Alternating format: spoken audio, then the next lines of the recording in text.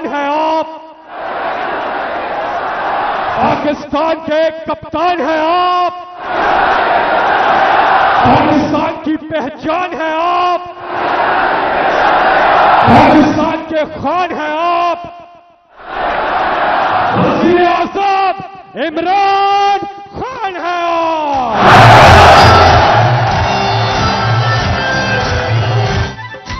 तेरा पाकिस्तान है, ये मेरा पाकिस्तान है, तेरा पाकिस्तान।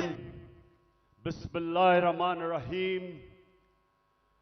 इय्याक नअबुदु व इय्याक नस्तईन। मेरे पाकिस्तानियों, मैं सबसे पहले तो अल्लाह का शुक्र अदा करता हूं कि उसने आपके दिलों में डाला कि हर किस्म की रुकावट के बावजूद आप इतनी तादाद में आज मीनार पाकिस्तान यहां आए और मुझे सुनने आए। और इंशाअल्लाह आज जो मैं आपसे बातें करूंगा, मैं आपको यह बताऊंगा कि हमने अपने मुल्क को किस तरह इस दलदल से निकालना है, जिस दलदल में एक साजिश के तहत हमारी हुकूमत गिराई गई और इस मुल्क के बड़े बड़े जुराइम पेशा लोगों को हमारे ऊपर मुसल्लत किया गया। तो मैं आज आपको अपना प्रोग्राम दूंगा, लेकिन उससे पहले मेरे पाकिस्तानियों, एक चीज तो वाज़ेह हो गई, जो भी आज पावर में बैठे हैं उनको आज एक पैगाम जाना चाहिए कि लोगों का जुनून रुकावटों से नहीं रुक सकता, कंटेनर्स नहीं रोक सकते।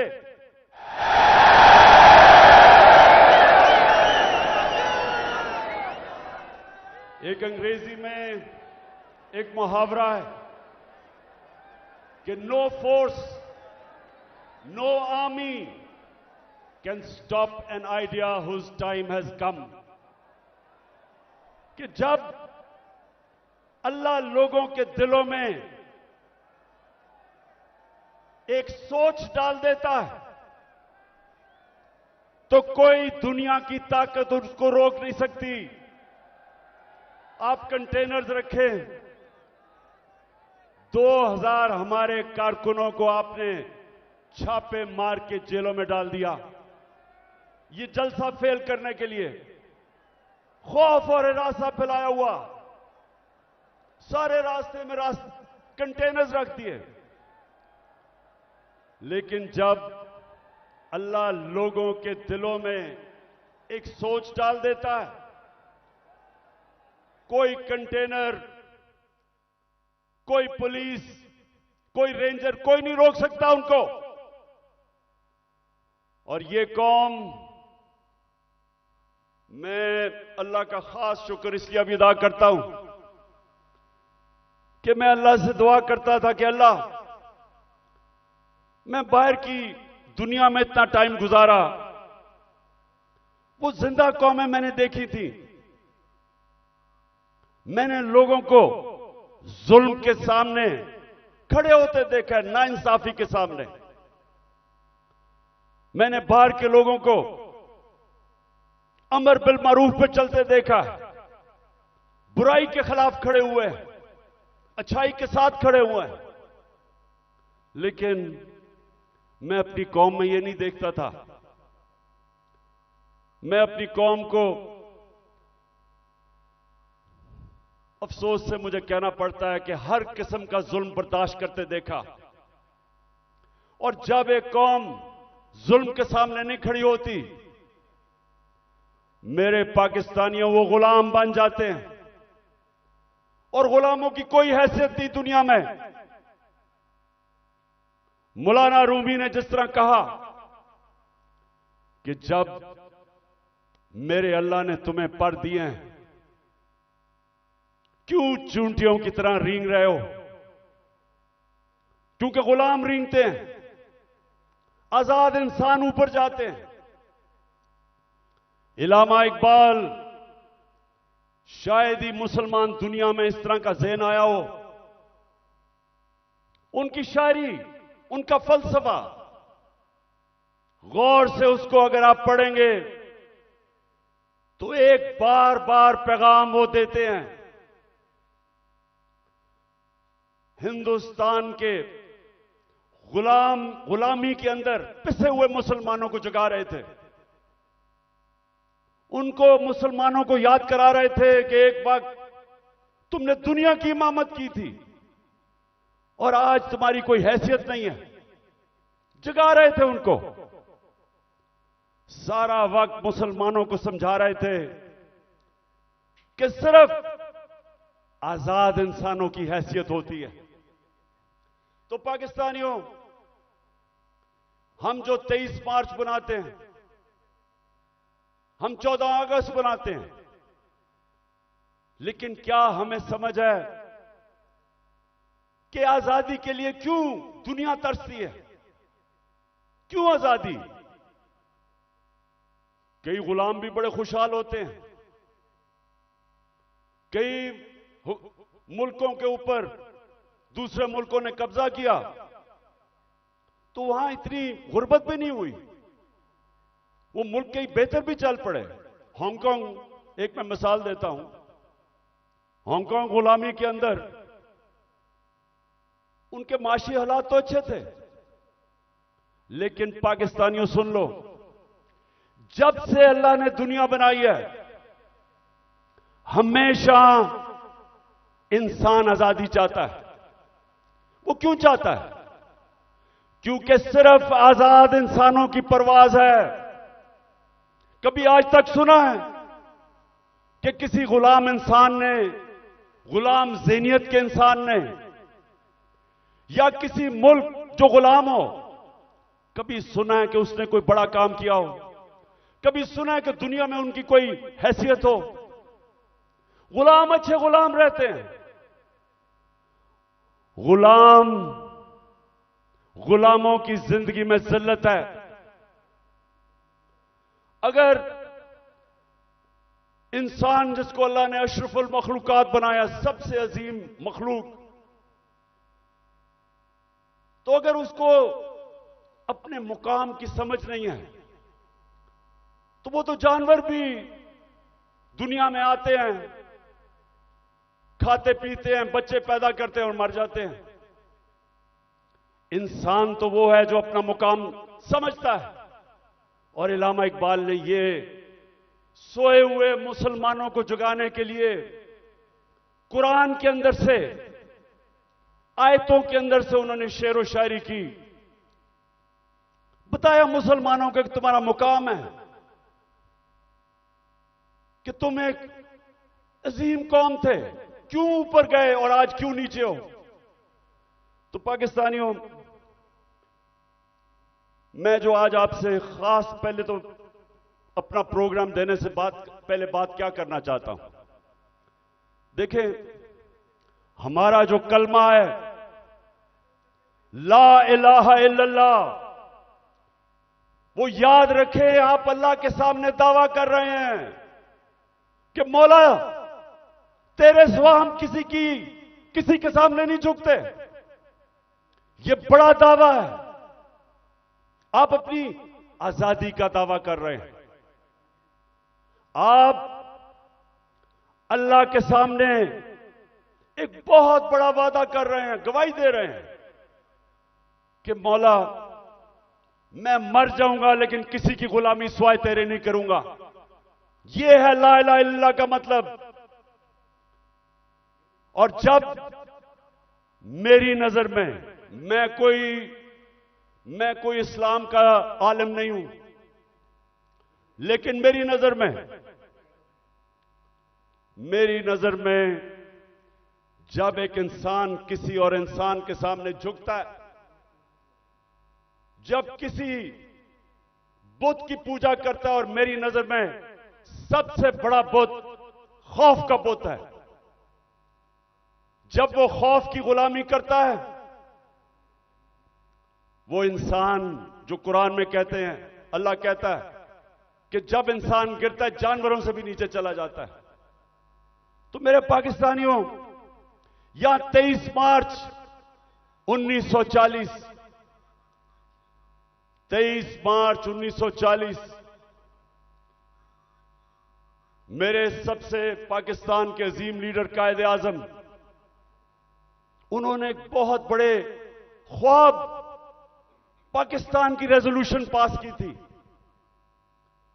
मेरे वालिद इकरामुल्लाह खान न्याजी इसी मिंटो पार्क में वो सुन रहे थे और वो भी इस ख्वाब की कि जी पाकिस्तान बनेगा। हालांकि तब कोई नहीं समझता था कि हमारा पाकिस्तान बनेगा। कायद आजम जब पाकिस्तान में, जब अभी पाकिस्तान नहीं बना था, जब कराची में पाकिस्तान बनने से 3 हफ्ते पहले जब वो कराची आते हैं तो अपने असिस्टेंट एडमिरल एहसन को कहते हैं, ये एडमिरल एहसन अपनी डायरीज में लिखते हैं, वो कहते कायद आजम कहते कि मैं नहीं समझता था मेरी जिंदगी में पाकिस्तान बनेगा। बड़ा मुश्किल था यह मुल्क बनना, बड़ा ख्वाब था। तो आज हम अपने आप से पूछें कि क्या इस पाकिस्तान के लिए यह कुर्बानियां दी थी लाखों लोगों ने? हम जब बड़े हो रहे थे तो नहर के ऊपर जिधर हम रहते थे,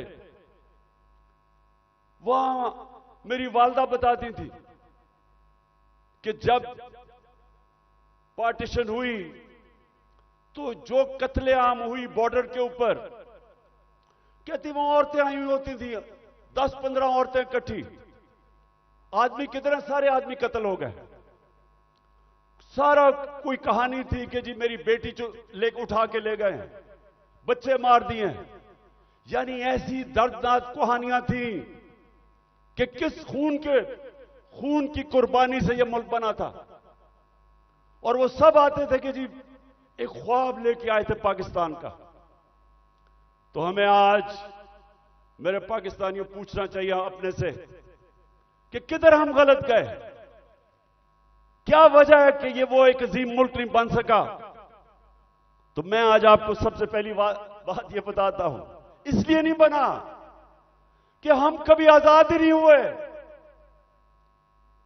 अंग्रेज तो चला गया, लेकिन जो हमारे मुल्क के ऊपर मुसल्लत हो गए लोग, उन्होंने तो कभी आजाद नहीं किया पाकिस्तान को। और आजादी होती क्या है? एक तो होती है कि हिंदुस्तान से अंग्रेज चला गया, हम आजाद हो गए, पाकिस्तान बन गया। लेकिन दूसरी आजादी, और ये मैं आज आपको पहले बात करूंगा और फिर अपना प्रोग्राम दूंगा, दूसरी आजादी क्या है, जो असल आजादी है। असल आजादी आपको इंसाफ देता है।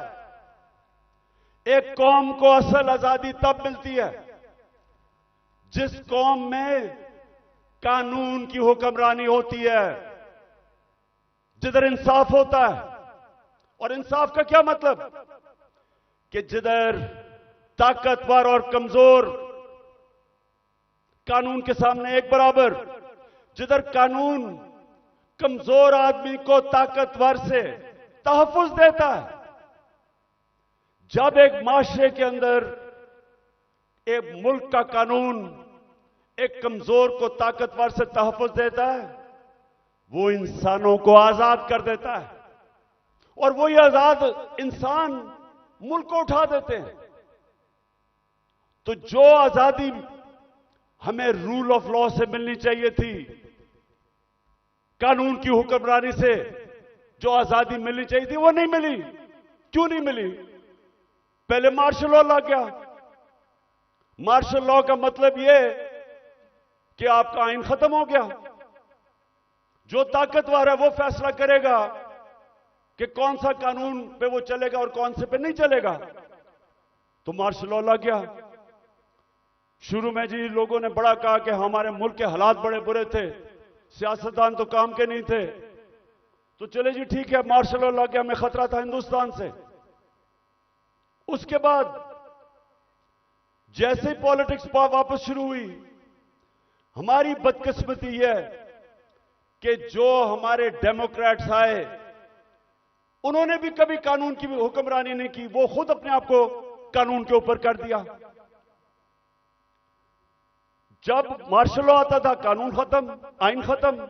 लेकिन जब हमारे लोग जो डेमोक्रेट्स अपने आप को कहते थे, उन्होंने भी कानून को नहीं चलने दिया, अपने लिए एनआरओ ले लिया, बाकियों को चोरों को बेशक पकड़ो लेकिन हम कानून से ऊपर है।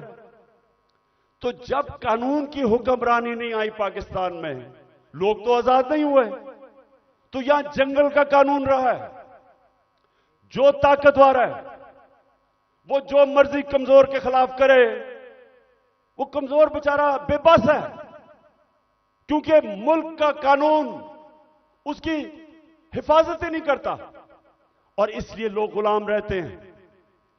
आज आप अपने पाकिस्तानी जो यहां से गए हैं बरतानिया, जो यूरोप गए हैं, जो पाकिस्तानी मुल्क से बाहर गए हैं, उन मुल्कों में जिधर हकीकी जमहूरियत है और हकीकी आजादी है, पूछे उनसे कि क्या उनके मुल्क में कब्जा ग्रुप होता है? कब्जा ग्रुप वो होता है जो ताकतवर कमजोर की जमीन पे कब्जा करता है, और कानून बेबस होता है। जिस मुल्क के अंदर ताकतवर कमजोर के ऊपर जुल्म कर सके, उनको बनाना रिपब्लिक्स कहते हैं। और जो मुल्क खुशहाल हैं, जिधर हम कोशिश करते हैं यहां से लोग वीजा लेके जाने के लिए, वहां क्या फर्क है? उधर एक लफ्ज इस्तेमाल आजकल हो रहा है, level playing field. Level playing field का मतलब यह नहीं है कि इमरान खान के हाथ पीछे बांध लो और दूसरे को सारा इंतजामिया सारी उसकी मदद करे और तब इलेक्शन लड़ाओ। लेवल प्लेइंग फील्ड का मतलब होता है कि कमजोर और ताकतवर कानून के सामने बराबर। इसलिए वो माशरे खुशहाल हैं। हमारा मसला क्या है? हमारा मसला यह है कि हमारी बदकिस्मती है। बेचारे गांव के अंदर जाओ, आम आदमी थाना कचहरी पटवारी वो ठोकरें खाता फिरता है। इंग्लैंड के अंदर, यूरोप में क्यों नहीं थाना कचहरी पटवारी? वहां क्यों नहीं है? क्योंकि इंसाफ है।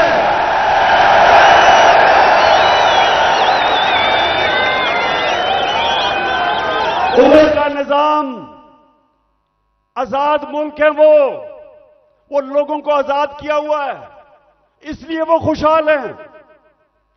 वहां बेचारा, मैं गांव में, अब मियांवाली में जब मैं गया पहली दफा आज से 26 साल पहले पॉलिटिक्स के लिए, तो मुझे पहली दफा समझ आई कि बेचारा क्यों गरीब आदमी जकड़ा हुआ है, कमजोर आदमी।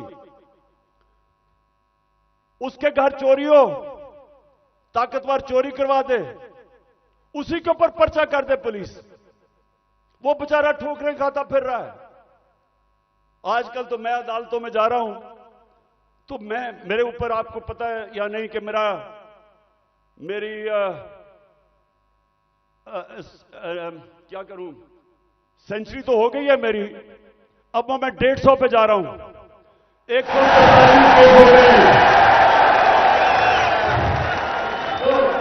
तो बेचारे, अब मैं देखता हूं कि शुक्र अल्लाह ने मुझे कम से कम वकील दिए, मेरी पार्टी के वकील हैं जो साथ जाते हैं। वो बेचारा गरीब आदमी क्या करे?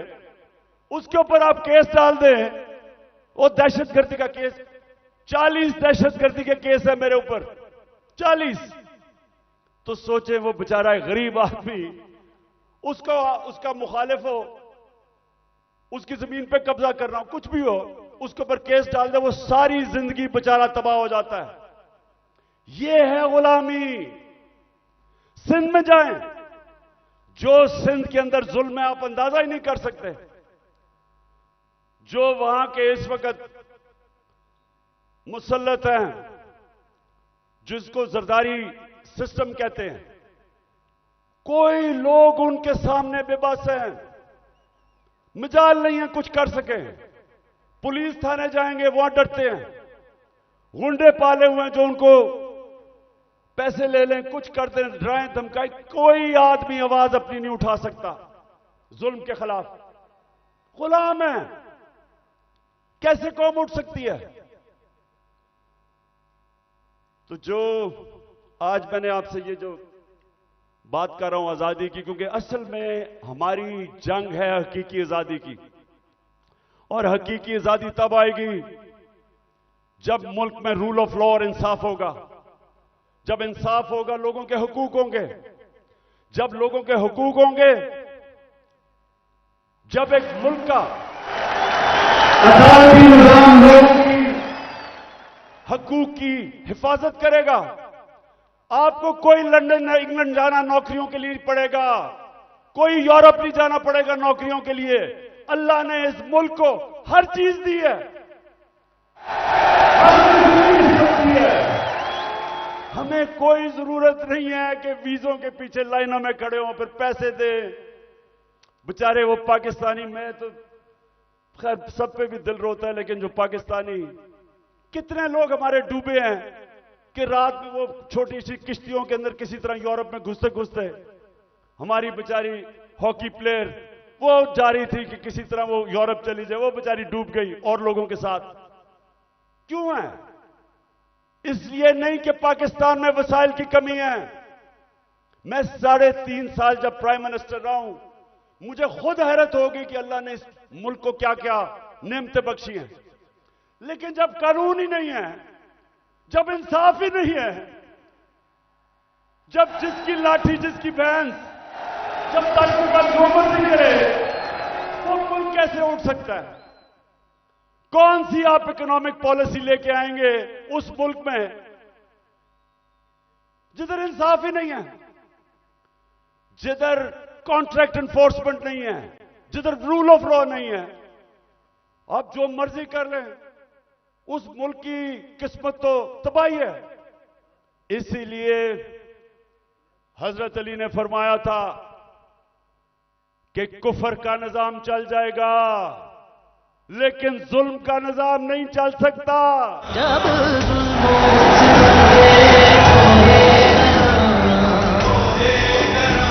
रुई की तरह उड़ जाएंगे हम महकूमों के पांव तले, ये धरती धड़ धड़ धड़केगी और अहले हुक्म के सहरुख पे जब बिजली कड़कड़ कड़केगी हम देखेंगे।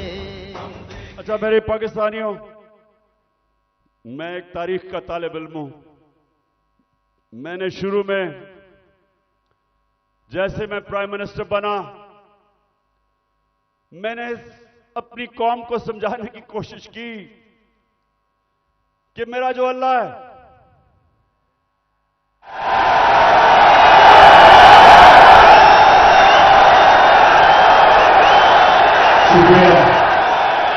मैंने लोगों को समझाया कि मेरा जो मौला है, उसका कुरान में कहता है कि एक इंसान उसका हबीब है, वो मेरे नबी सल्लल्लाहु अलैहि वसल्लम है।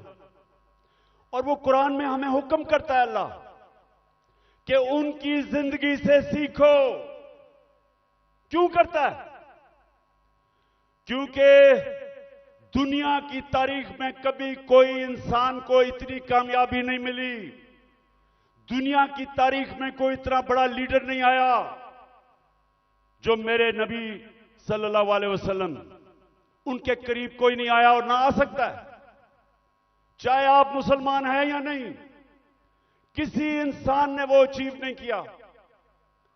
तो जब अल्लाह का हुक्म है कि उनकी जिंदगी से सीखो, तो उनकी जिंदगी एक तो उनके अमाल है, लेकिन मदीना की रियासत उनकी सुन्नत है। और अल्लाह जब हमें हुक्म देता है कि वो जो रियासत बनाई थी मदीना की, दुनिया की इमामत की उन लोगों ने वो क्या चीज थी, वो क्या असूलों के ऊपर वो खड़ा किया था मदीना की रियासत, कि वो अरब जिनकी कोई हैसियत नहीं थी। ये जरा जो आप में से तारीख जानते हैं, जरा ये याद रखें। मैं बार बार लोगों को समझाता हूं कि 625 जंगे बदर, 625 जंगे बदर 313 लड़ने वाले थे। ये जरा गौर करें, ये तारीख का हिस्सा है।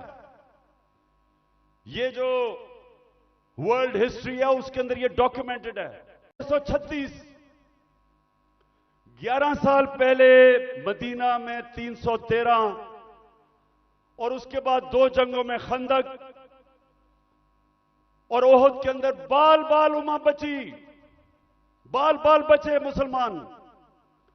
लेकिन 636 जो वो उस वक्त की दुनिया की सुपर पावर थी, रोमन एम्पायर, बेजेंटाइन एम्पायर, वो 636 में यारमुक की जंग में घुटने टेक देता है, सिर्फ 11 साल के बाद। ये तारीख है। और दूसरी सुपर पावर जो पर्शियन एम्पायर था, वो 637 में कुदसिया में घुटने टेक देता है।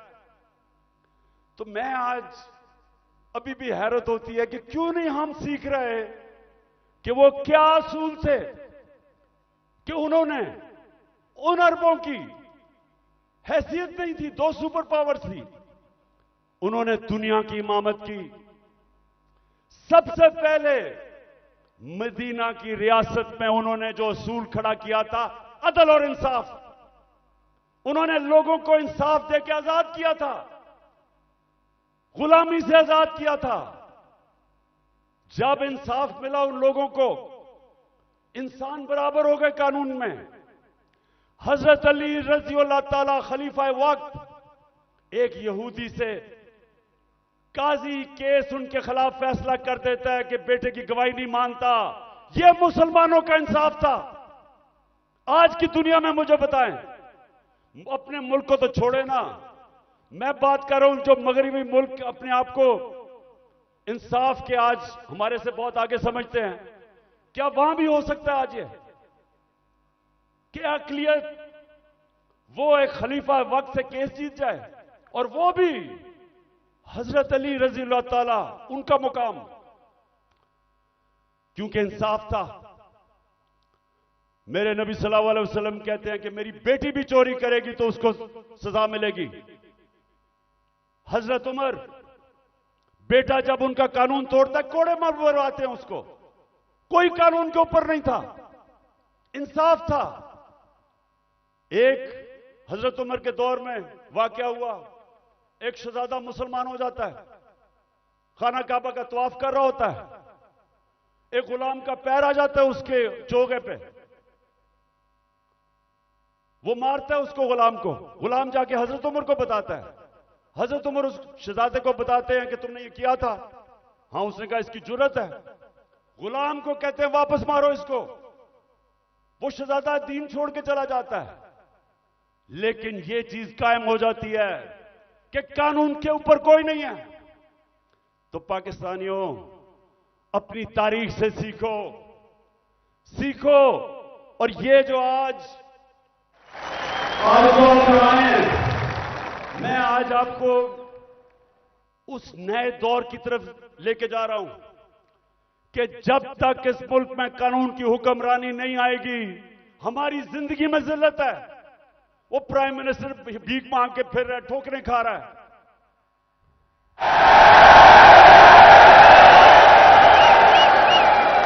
अब तो खैर जनरल बाजवा का बयान आ गया है कि 40 मिनट में इसको बुरा भला कहता था, चुप करके शहबाज शरीफ मेरी बात सुनता था। अब यह होता है कि जब डिक्की में घुस के आप प्राइम मिनिस्टर बनने की कोशिश करें। बहरहाल मैं आगे आपको बताता हूं। देखिए, आप सुने मेरी बात। देखिए, आप हिंदुस्तान की तारीख देखें। जब दिल्ली की सल्तनत थी 350 साल, जो हुक्मरान जिसके दौर में इंसाफ था वहां खुशहाली थी, जो जालिम था वहां कैद भी पड़े। तारीख उठा के देख लें। जब शेर शाह सूरी जो हिंदुस्तान का बहुत ही अजीम लीडर था, वो कैसे ऊपर आया था? उसके बाप की एक जागीर थी, उसको कहा वो जागीर संभालो बिहार के अंदर। उसने जागीर को एक मिसाल बना दिया। कैसे? कानून की हुक्मरानी कायम करके सारे बड़े बड़े डाकुओं को उसने मार दार के भगा दिया, अमन कायम कर दिया। सारे इर्द गिर्द से जो ताजर थे वो सारे उधर पहुंच गए, वो खुशहाल हो गया। सबसे ज्यादा खुशहाल उसकी जागीर हो गई, उधर से वो उठा। तो जब विंस्टन चर्चिल, जब दूसरी जंग अजीम में तबाह हो रहा था बरतानिया, तो उससे जब लोगों ने आके पूछा कि जी हम बच जाएंगे, हिटलर की फौजें पहुंच गई हैं, यूरोप फतह कर लिया है, या बमबारी हो रही है, क्या हम बच जाएंगे? तो चर्चिल ने कहा कि क्या हमारी अदालतें इंसाफ दे रही हैं? जब उन्होंने कहा हां, तो कहता कोई ताकत नहीं हमें हरा सकती। तो मेरे पाकिस्तानियों, ये याद रखें कि जो जुल्म का निजाम है, यह आप फैसला करना है कि आपने उसका मुकाबला करना है। तो मैं अब आपको बताना चाहता हूं कि ये जो जुल्म का निजाम मौजूदा पाकिस्तान में वो है क्या। जरा अब मैं थोड़ी एक दो वीडियोस आपको दिखाऊंगा ताकि आपको पता चले कि यहां किस किस्म का जंगल का कानून है आज, या जंगल का कानून है, या कोई किसी को परवाह नहीं है कि कानून मुल्क का है या क्या है। जो दिल करा जिसको पकड़ा उठा लिया। 2000 हमारे कारकुनों को उठा लिया इन्होंने, रातों को गए, घरों से उठा लिया। वो बेचारी डॉक्टर रुबीना अपनी क्लिनिक में बैठी थी, उसको उठा के ले गए।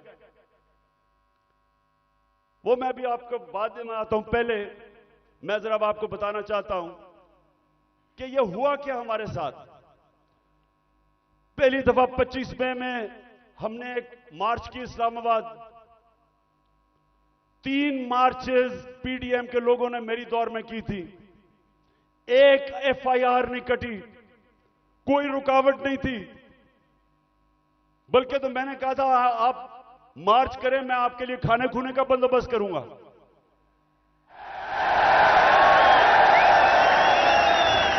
और मुझे बेचारे बिलावल पे बड़ा अफसोस था, वो मुझे डर था रोई ना पड़े, तो मैंने कहा मैं तुम्हारे लिए खाने का बंदोबस्त कर दूंगा।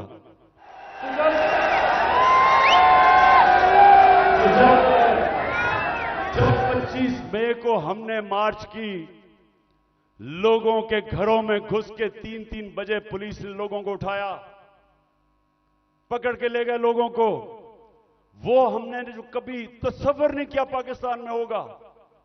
वहां जाके इन्होंने जो शेलिंग की, जो इन्होंने लोगों से जुल्म किया, औरतें बच्चे, वो सारी हमारे पास डॉक्यूमेंटेड है। फिर अब इस साल आ जाए 8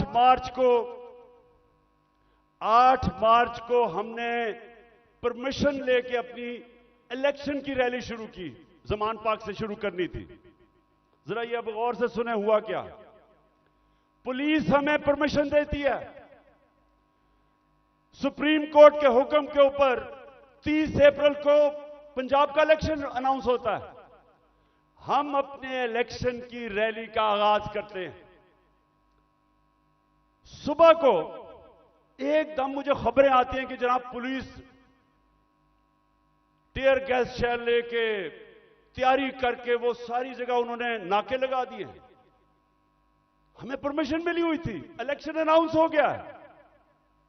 उसके बाद खबरें आती हैं कि जी वो पुलिस ने जिधर जिधर रैलीज आ रही थी उनके ऊपर अटैक कर दिया, टीयर गैस कर दी, लाठीचार्ज कर दिया।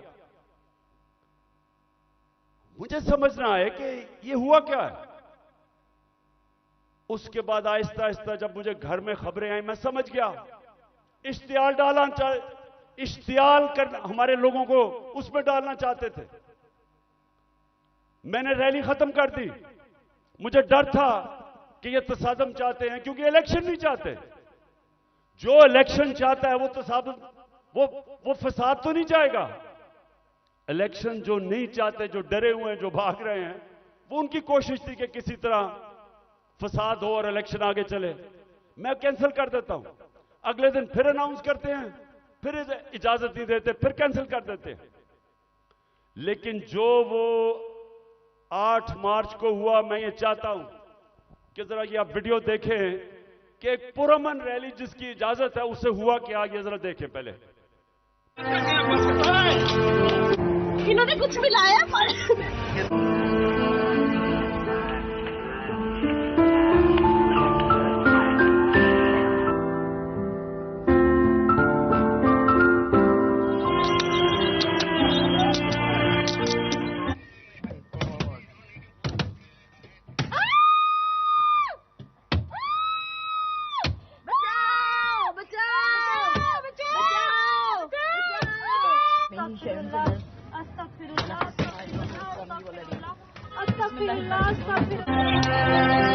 गाड़ी तोड़ी है, मेरे कपड़े फाड़े हैं,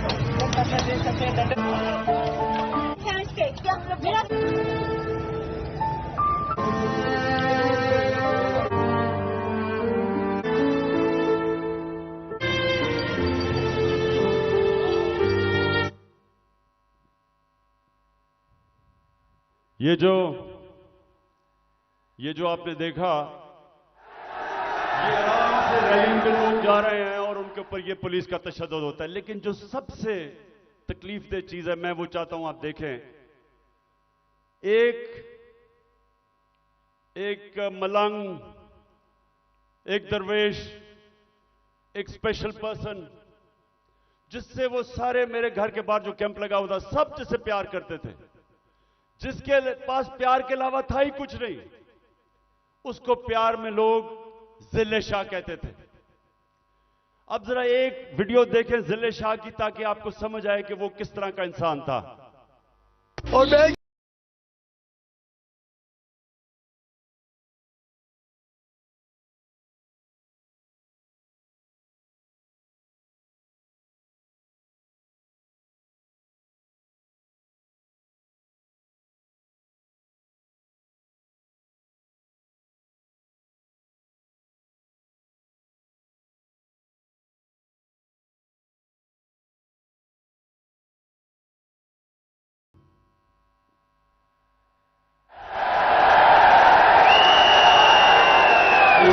उठाया और लोगों को भी पकड़ा, इसको उठाया।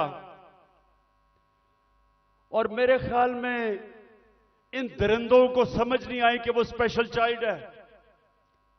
इन्होंने उसको मारा होगा, उसने आगे से इस तरह की बातें, क्योंकि उसके पास तो वो तो एक जुनूनी आदमी था, अपनी दुनिया में रहने वाला। इन्होंने उसके ऊपर तशद्दुद किया। पोस्टमार्टम रिपोर्ट के मुताबिक 26 जगह इन्होंने उसको तशद्दुद किया और उसको मारा। उसके जो जख्म थे वो सारे सोशल मीडिया पे थे। और जिले शाह को इन्होंने मार के सड़क के किनारे फेंक दिया। और ये बेगैरतों ने सिर्फ ये नहीं किया, उसका कत्ल का केस मेरे पे डाल दिया कि इमरान खान ने कत्ल कर दिया। और ये मैं पाकिस्तानियों को बताऊं, किसी आजाद मुल्क में यह नहीं हो सकता। यह सिर्फ गुलाम मुल्कों में होता है, जिधर उनको उस मुल्क का कानून जिनकी हिफाजत नहीं करता, ताकतवर ऐसी हरकतें करता है। यह सारे पाकिस्तान में आज कमजोर लोगों से होता है, उन पे जुल्म भी होता है और पर्चे भी उन पे कटते हैं। ये जिले शाह को जिस बेदर्दी से उन्होंने कत्ल किया, मेरे पाकिस्तानियों, मैं तो अल्लाह के सामने ये वादा कर बैठा हूं कि अल्लाह मुझे जिंदगी दे, जिन लोगों ने, जिन्होंने इसको कत्ल किया था, इनको इस मुल्क में कानून के तहत, वैसे नहीं, दिल तो मेरा करता है वैसे ही इनको बंदोबस्त करूं, लेकिन कानून के तहत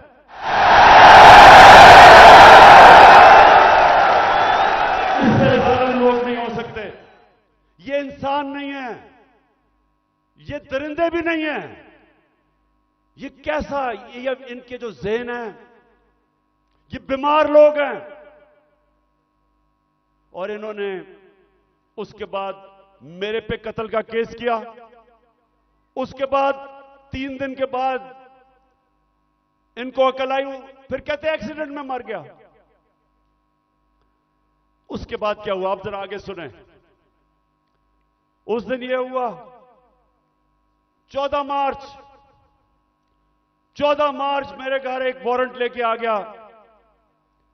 मैंने उनको समझाया कि जो वारंट थी वो गैर कानूनी थी।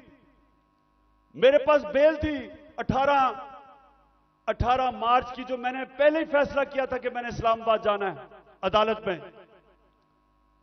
तो मैं तो पहले ही जा रहा था, पुलिस आ गई, जी आपको इस्लामाबाद लेके जाना है। मैंने श्योरिटी बॉन्ड दिया वकील ने।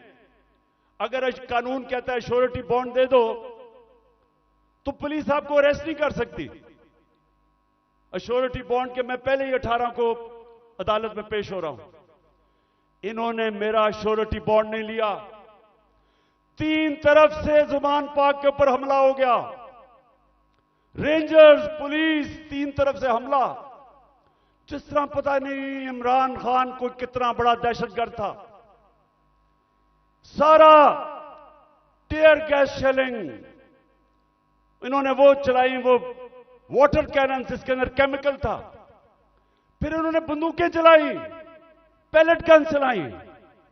मैं सिर्फ ये अब आपको दूं जो उस दिन हमारे साथ हुआ। मुझे पहली दफा पता चला पाकिस्तानियों कि फलस्तीन के लोगों के ऊपर इस्राइल क्या करता है, कि कश्मीर के लोगों के ऊपर हिंदुस्तान क्या करता है। मुझे ऐसे एहसास हुआ कि क्या जुल्म हो सकता है अगर आपकी रियासत आपके ऊपर हमला कर दे। हुआ जिस तरह इन्होंने अटैक किया और हमारे ऊपर पर्चे काट दिए। पानी फेंका गया है।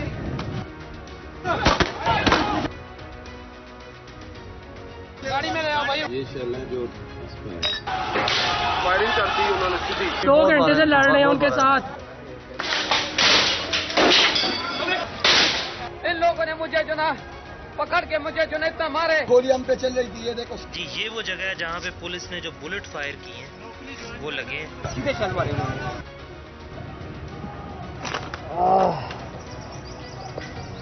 ये इन्होंने शेलिंग शुरू कर दिया।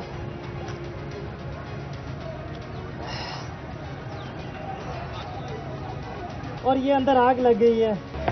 ये आई बचे। आज अगर आप फ्रांस में देखें, वह लोग मुजाहरे कर रहे हैं पेंशन्स के ऊपर। कभी आपने टीवी के ऊपर देखा वो चीजें भी जला रहे हैं, वो गाड़ियां भी जला रहे हैं। कभी आपने देखा कि पुलिस उनके ऊपर फायरिंग कर रही है या रेंजर्स। कभी आपने देखा कि उनको लोगों को अफवाह करके लेके जा रहे हैं गैर, और फिर तशद्दुद कर रहे हैं उनके ऊपर। कभी फ्रांस के अंदर यह नहीं होगा, क्योंकि वो लोग आजाद हैं। उनका कानून उनकी हिफाजत करता है, उनको इजाजत देता है कि पुरअमन एहतजाज करो। और हम तो एहतजाज भी नहीं कर रहे थे। लोग क्यों मेरे घर के बाहर आए? क्योंकि लोगों को पता था कि ये मुझे अरेस्ट जो करने आए हैं वो गैर कानूनी है। और लोगों को यह भी पता था कि ये जेलों में डाल के तशद्दुद करते हैं। सारे लोगों को पता था कि जो आजम स्वाति से क्या किया, जेल में डाल के कपड़े उतारे, तशद्दुद किया एक 75 साल आदमी को। कोई शर्म नहीं इनको आई। क्या पाकिस्तान का आईन राइट टू डिग्निटी देता है? किसी को इजाजत नहीं देता कि किसी को नंगा करके उसको जलील करो, उसकी वीडियो बनाओ। उससे पहले शहबाज गिल, उसको उठा के ले गए। 2 दिन उसको पकड़ के उल्टा लटकाया, उसको नंगा किया, उसके ऊपर हर किस्म का तशद्दुद किया। फिर सोशल मीडिया के लड़कों को पकड़ के ले गए। कितने लड़कों को लेके गए, उनके ऊपर यही उन्होंने किया। पता नहीं इन बेगैरतों को नंगा करने का क्या शौक है?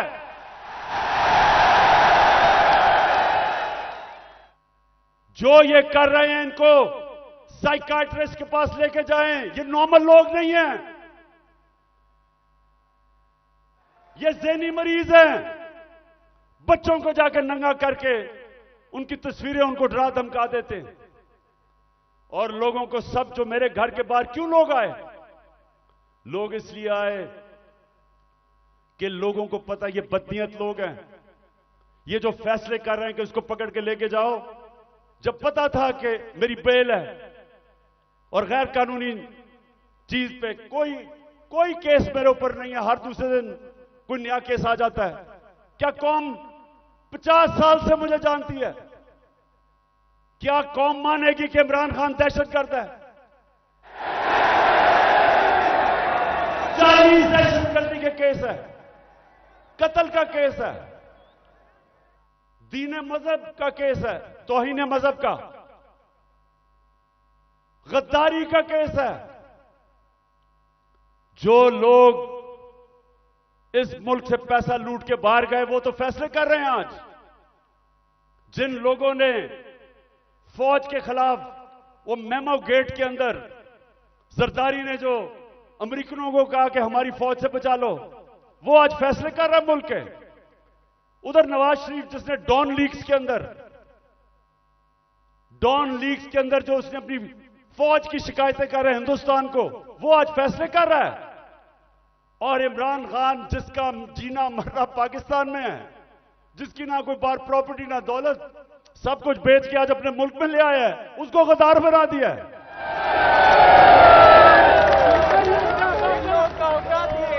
तो लोगों ने, और मैं आपको एक और वाकया बताऊं, इतनी 26 घंटे मेरे घर के ऊपर हमले हुए, आखिर में इतनी टेयर गैसिंग की, रेंजर्स आ गए, 72 बंद गाड़ी ले आए मेरे घर के बाहर, आर्मड कार, कि पता नहीं कलभूषण से भी ज्यादा बड़ा कोई गद्दार बैठा हुआ है वहां। तो आखिर में लड़के थक गए, वो सारे डरे हुए थे कि इनकी नीयत ही नहीं ठीक। पहले इन्हीं लोगों ने तो पहले मुझे कत्ल करने की कोशिश की है, अब यही लोग अब मुझे जेल में लेके जाएंगे, सब डरे हुए थे। तो मैंने जब सुबह आखिर में इन्होंने एक इतनी बड़ी वारदात की जो आर्मर्ड कार के साथ आ गए, तो मैंने उनको सबको कहा, 50 लड़के रह गए थे, मैंने उनका देखो बात सुनो, मैं यहां खून नहीं चाहता, तो मैं अपना बैग पैक किया हुआ था, मैं क्या मैं जा रहा हूं, मैं अपने आप को हिरासत में देने लगा हूं क्योंकि मैं नहीं चाहता आपका किसी का खून हो।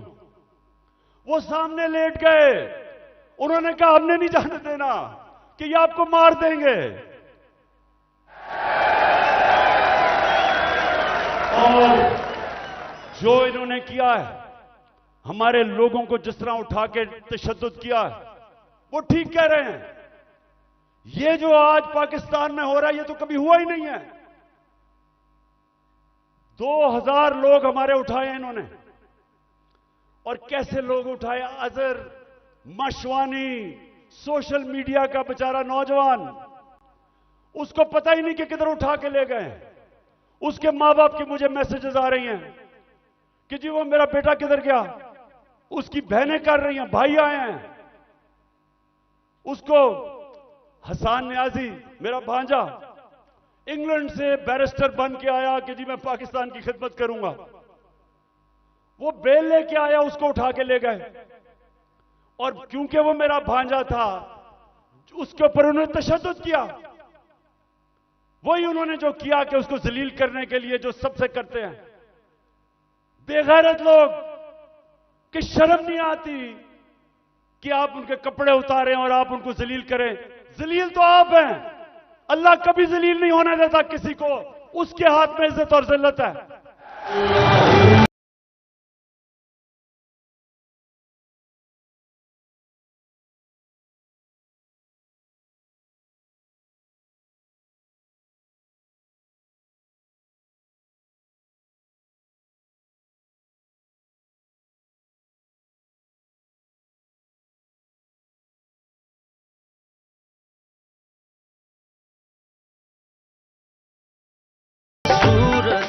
इसके अलावा सहाफियों जो इमरान खान की कवरेज देता है, पहले इन्होंने वो अशरफ शरीफ, मैं तो उसको सलाम करता हूं कि पाकिस्तान की तारीख में इस पाए का जर्नलिस्ट, इन्वेस्टिगेटिव जर्नलिस्ट आया ही नहीं कभी। वो आदमी जिसकी कोई कीमत नहीं थी, जमीर की कीमत नहीं थी, खौफ को काबू पा चुका था। धमकियों के बावजूद वो खड़ा था राह हक पे, मुल्क से बाहर गया, कत्ल करवा दिया। साबर शाकर मुल्क से बाहर है, डॉक्टर पीरजादा वो मुल्क से बाहर है। जो आदमी इमरान खान की कोई पॉजिटिव चीज उसके पीछे पड़ जाते हैं। बोल चैनल उसके सरबराह को पकड़ के जेल में डाला, तशद्दुद किया। ARY के ऊपर पूरा जोर लगाया हुआ कि इमरान खान को ना दिखाओ। सिर्फ जो इनके बिके हुए पालतू चैनल्स, उनको सारा वो चले, जो प्रोपेगेंडा इमरान खान, वो ठीक है, लेकिन जो थोड़ी पब्लिसिटी देते, जो सहाफी, सोशल मीडिया, उनके पीछे पड़ जाते हैं। कब पाकिस्तान में इस तरह की सख्ती थी? और कोशिश किसी तरह कर रहे हैं कि लोगों के ऊपर इतना खौफ तारी हो जाए, लोग इतना डर जाएं कि लोग इन जालिमों को कबूल कर लें। तो मेरा आज अपनी सारी कौम को पैगाम है ये कि देखें, ये जो खौफ है, मैं जो नजर देख रहा हूं अपने मुल्क में, उन्होंने आज भी कहा कि जी दहशतगर्दी होगी, सिक्योरिटी, मैं देख रहा हूं इतनी ख्वातीन आई हुई है, उसके बावजूद क्योंकि खौफ के ऊपर काबू पा लिया है, कौम आजाद हो रही है। और ये कौम जिस तरफ अब निकल गई है, कोई लोग जो ऊपर समझता है कि इनको गुलाम बना सकता है, उसको गलतफहमी में नहीं रहना चाहिए। ये अब वो कौम और इंशाल्लाह उस रास्ते पर निकल गई है जो एक बड़ा अजीम ख्वाब पाकिस्तान का था। पाकिस्तान का अजीम ख्वाब सिर्फ आजाद पाकिस्तानी बना सकते हैं, गुलाम नहीं बना सकते।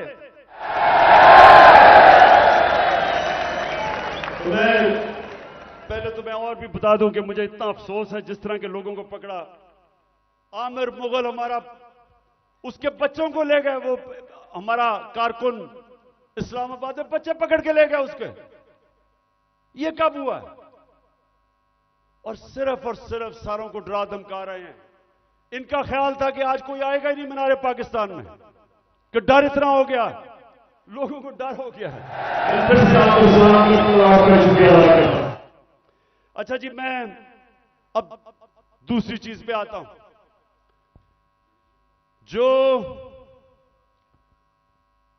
जो इन्होंने, अच्छा मुझे जब बुलाया इस्लामाबाद, अच्छा उससे पहले मैं बताऊं कि मैं जब इस्लामाबाद जाना था 18 तारीख को, इन सबको पता था कि मैं पहले अदालत में गया था। उससे पहले 17 की शाम को अदालत ने मुझे कहा था कि अब कोई पंजाब पुलिस आपके घर कुछ नहीं करेगी। उन्होंने कहा कि सर्च वारंट अगर उन्होंने लेना है तो एक एसपी का नाम लिया और एक हमारा उस वक्त शिबली फराज थे, उन दोनों के होते हुए वो मेरे घर में आके देखेंगे। उन्होंने कहा जी कोई पता नहीं, कोई असला है वहां। मैं जाता हूं इस्लामाबाद, जब इस्लामाबाद के टोल प्लाजा पे पहुंचता हूं तो पता चलता है कि मेरे घर के ऊपर दरवाजा तोड़ के कोई 50 पुलिस वाले घुस जाते हैं। अकेली बेचारी बुशरा बेगम घर पे, अकेली, 3-4 मुलाजिम के साथ,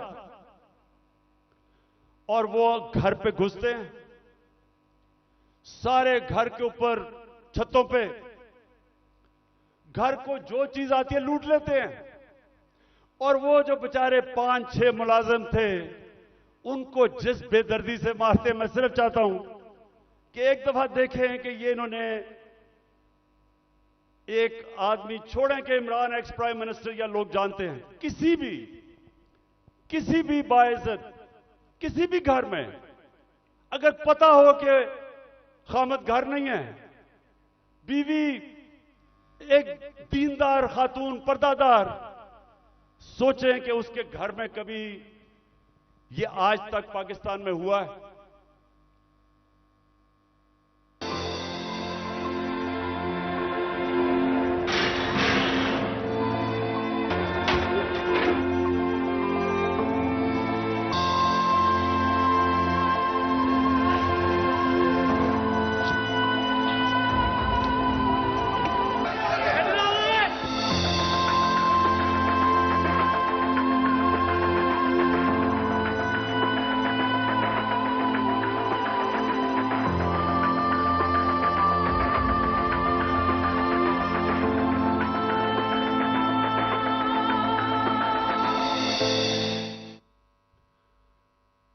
मैं वो सारे जो ऑफिसर्स इस मुल्क में, हमारे जजेस साहिबान, पुलिस के ऑफिसर्स, फौज के ऑफिसर्स, पाकिस्तानी अपने, मैं सबसे एक सवाल पूछता हूं कि आपके घर में अगर ये होता तो आप क्या तकलीफ होती? आपको होती या नहीं होती? अगर आप में गैरत हो और आपकी बीवी बेचारी अकेली घर हो और उसमें इस तरह के, और ये इंसान नहीं है, वो बेचारे 5-6 नौकरों को उठा उठा के मारा, जिस तरह किसी का बाजू तोड़ दिया, एक को बेचारे खसामे को पकड़ के जेल में ले गए हैं। ये किस मुल्क में होता है? ये किसी आजाद मुल्क में नहीं हो सकता। जिन मुल्कों के अंदर कानून होता है, इंसाफ होता है, किसी पुलिस की जरूरत नहीं है ये करने की। तो अगर ये मेरे घर पे कर सकते हैं, किसी के घर पे भी ये इस तरह अटैक कर सकते हैं। इसका मतलब कि यहां तो जंगल का कानून है, अगर आपके पास ज्यादा ताकत है आप कुछ भी कर दे। मैं पहुंचता हूं इस्लामाबाद, आप ये भी सुने, मुझे नहीं पता था कि इन्होंने प्लान बनाया हुआ है। मैं समझा मुझे पकड़ने अरेस्ट कर लेंगे, मुझे नहीं पता था कि वहां मारने का प्रोग्राम बनाया हुआ है। मैं वहां से जब जुडिशियल कॉम्प्लेक्स पे गया, सारे रास्ते टीयर गैसिंग कि किसी तरह इमरान खान अकेला हो जाए, लोग इसके साथ ना हो। लोग आके घरों से लोग निकल के साथ चलना शुरू हो गए, उनके ऊपर टीयर गैसिंग। अब मैं आखिर में पहुंचता हूं अपनी हाजिरी लगाने के लिए अदालत में। 5 घंटे लगते हैं मुझे टोल प्लाजा से, इस्लामाबाद से जुडिशियल कॉम्प्लेक्स, जो 20 मिनट का रास्ता था। सारा रास्ता पुलिस और रेंजर्स के, जिस तरह कालभूषण से भी बड़ा, जिस तरह मैंने कहा कोई दहशतगर्द आ रहा है। 40 मिनट में बाहर खड़ा रहता हूं, और जब बाहर पहुंच रहा होता हूं तो ऊपर से पुलिस पत्थर फेंक रही होती है, लोगों को इश्तियाल दे रही होती है कि किसी तरह वहां तसादम हो, और तसादम के अंदर इमरान खान को कहें जी वो मुर्तजा भुट्टो टाइप कत्ल हो गया। जरा ये सोचें कि ये कभी किसी पाकिस्तान के पॉलिटिकल पार्टी के हेड से हुआ ये। अब पहले तो आप जुडिशियल कॉम्प्लेक्स से देखेंगे पुलिस पत्थर मार रही है। ये जो बोल रहे हैं जी कि पुलिस वाले पथराव नहीं कर रहे थे, पुलिस वालों ने पथराव जितना किया है इतनी इन्होंने, ये देखो ये गवर्नमेंट, ये पुलिस, ये किस तरह पत्थर मारी है, जो कि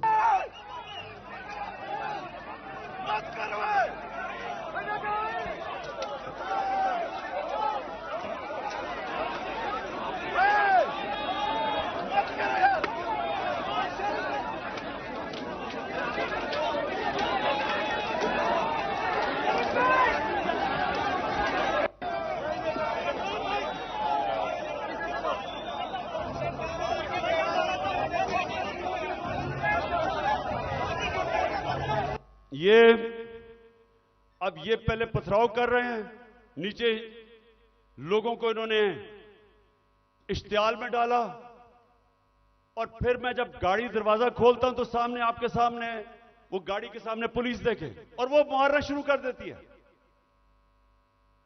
और फिर हमारा एक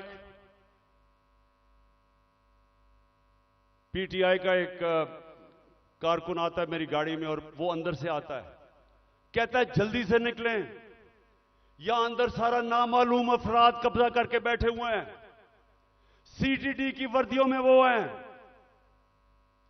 और उनका कोई और, उनके अज़ाइम कुछ और हैं और अल्लाह बचाने वाला है कि हम बिल्कुल ठीक टाइम पे वहां से निकलते हैं। जब निकलते हैं तो आईजी इस्लामाबाद पुलिस वालों को गालियां निकालते, तुमने निकलने क्यों दिया। यह हो रहा है आज मेरे साथ। वापस आता हूं, पता चलता है जी एक और ऑपरेशन की तैयारी हो गई है। 1000 रेंजर तैयार बैठे हुए हैं क्योंकि पुलिस अब झिझक रही है ज़मान पाक पे अटैक करने के लिए, तो 1000 रेंजर तैयार किए हुए हैं ज़मान पाक को फतह करने के लिए। तो वो मुझे पता चलता है, मैं टीवी पे आके लोगों को बताता हूं प्लान क्या है। प्लान तो मुझे अंदर से पता चलता है। जिस तरह जब मुझे कत्ल करने लगे थे तो मैंने 1.5 महीना पहले सारी कौम को बताया था कि इन्हें दीनी इंतहा पसंद के नाम पे वारदात करनी है और वही हुआ। तो फिर मुझे तो अंदर से इंफॉर्मेशन थी कि इन्होंने क्या करना था। तो बहरहाल अब मैं आगे चलता हूं। जो 30 अप्रैल का इलेक्शन उन्होंने डिले किया, ये कौम जरा गौर से सुन लो। अब ये जो मुल्क में अब जंगल का कानून आ रहा है और तकरीबन आ गया, ये जो इन्होंने किया है कि जब आइन कहता है कि 90 दिन में इलेक्शन होगा, जब पाकिस्तान का सुप्रीम कोर्ट कहता है कि 30 अप्रैल को पंजाब का इलेक्शन है, तो किस मुंह से इलेक्शन कमीशन ने कहा कि जी अक्टूबर में इलेक्शन होगा। हमारे पास जी कहते पैसे नहीं है। तो मुझे यह इलेक्शन कमीशन मुझे यह बताए कि मुल्क का तो तुमने वैसी दिवालियां निकलता जा रहा है, तो अक्टूबर में किधर से पैसे आएंगे। तो इसका मतलब तो इलेक्शन होंगे नहीं। कभी इस तरह का सुना है किसी महज़ब माशरे में कि आइन कह रहा है कि इलेक्शन होंगे और यह कहते पैसे नहीं है जी इसलिए इलेक्शन नहीं। झूठ बोला कि जी आईएमएफ कह रहा है। आईएमएफ ने तस्दीक की कि हम नहीं कह रहे। तो कोशिश क्या है इनकी, इलेक्शन से भागो। अगर आइन तोड़ना पड़ता तो तोड़ो। किसी तरह इमरान खान इलेक्शन के में जीत के इक्तदार में ना आ जाए, बस ये 1 पॉइंट एजेंडा है। उसके लिए हम अदालत में जा चुके हैं और मैं आज सारे पाकिस्तान की लीगल कम्युनिटी को यहां से अपील कर रहा हूं कि ये वो वक्त आ गया है कि आज आपने स्टैंड ना लिया, अगर आज आप आइन के साथ ना खड़े हुए तो उसके बाद मुल्क में कानून खत्म। जो ताकतवर चाहेगा वही कानून होगा। जब वो फैसला करेगा कि इलेक्शन है तो तभी इलेक्शन होगा। तो पाकिस्तानियों, हमने सबने पाकिस्तान के सुप्रीम कोर्ट के साथ खड़ा होना है। हमने पाकिस्तान के आइन के साथ खड़े होना है। मुझे सारे हाथ खड़ा करके बताएं कि आप खड़े होंगे पाकिस्तान की आइन के साथ, सुप्रीम कोर्ट के साथ।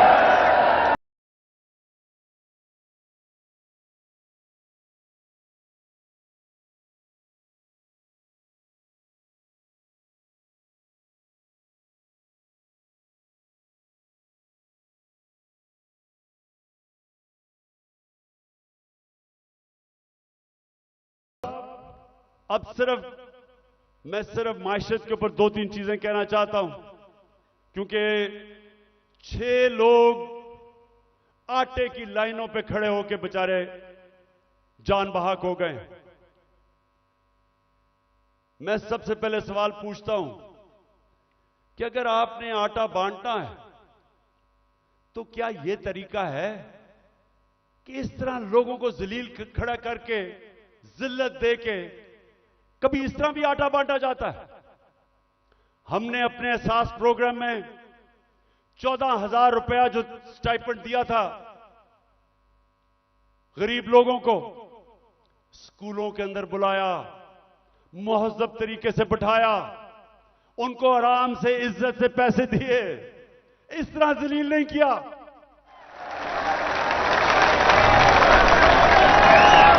और दूसरा, मैं आज सिर्फ यह सवाल पूछना चाहता हूं कि कौन सी ऐसी चीज, क्या क़यामत आ गई कि हमारे पिछले अप्रैल के अंदर जब हमारी हुकूमत थी 1 किलो आटा 55 रुपए का था, आज 115 रुपए का गवर्नमेंट का रेट है और बाजार में 155 रुपए का मिल रहा है 1 किलो।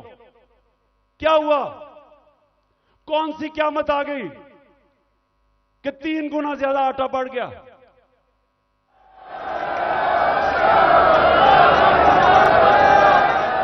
जनरल बाजवा वो आजकल इंटरव्यू देते हैं, तो एक इंटरव्यू में कहा उसने कहा इमरान खान बड़ा खतरनाक था पाकिस्तान के लिए, शायद इसलिए उसने हटाया और इनको ले आया। तो मैं उससे पूछता हूं कि आज जरा मुझे ये सिर्फ इन सवालों का जवाब दे दे कि आज, पहले मैं तेल पे आता हूं, आज दुनिया की आलमी मार्केट के अंदर जो तेल बिक रहा है वो $70 से $75 इस पे तेल बिक रहा है। हमारे दौर में $110 से $115 पे था। अब मुझे यह बताएं कि हम तो 150 रुपए लीटर डीजल और पेट्रोल तकरीबन 150 रुपए का बेच रहे थे, आज क्या हो गया है? आज होता है कि 293 रुपए का डीजल और 272 रुपए का पेट्रोल, तो दुनिया में तो तेल तकरीबन आधा हो गया है। तो हमें यह समझाएं कि आटा भी उस्मानों पे। आज जो पाकिस्तान की जो हर हफ्ते वीक ऑन वीक जो कहते हैं एसपीआई जो महंगाई है वो 47% पे पहुंच गई है। सारे पाकिस्तान के महंगाई के रिकॉर्ड टूट गए। हिंदुस्तान, जब हमारी हुकूमत थी तो हिंदुस्तान में महंगाई 5.5% थी, पाकिस्तान में 10% के करीब थी। तो आज ये बताएं कि हिंदुस्तान में तो महंगाई गई है 6.5% और पाकिस्तान में पहुंच गई है 31%। 3 गुना ज्यादा महंगाई हो गई है। तो लोगों से पूछे, तनख्वाहदार से पूछे कि उनके ऊपर क्या हुआ। हम जब थे डॉलर, पिछली मार्च में जब इन्होंने नो कॉन्फिडेंस किया था तो डॉलर कितना था? 178 रुपए का, आज पहुंच गया 283 रुपए का। यानी अगर आपके बैंक में पिछली मार्च अप्रैल में आपका 100 रुपया था तो वो 65 रुपया रह गया है। वो जो 100 रुपया था वो सिर्फ आज 65 रुपए की चीजें खरीद सकता है। तो मैं बाजवा से पूछता हूं कि मैं तो बड़ा खतरनाक था, तो ये बताएं कि ये किसको ऊपर बैठा दिया है कि पाकिस्तान घुटनों पे पहुंच गया है।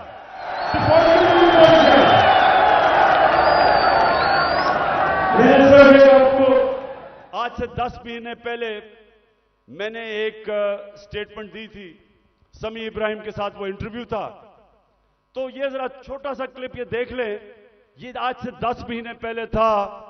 तो इन्होंने असेंबली में कहा कि इमरान खान को गद्दार डिक्लेयर कर दो। मेरे ऊपर इन्होंने पार्लियामेंट में कहा कि रेजोल्यूशन पास करो गद्दारी की।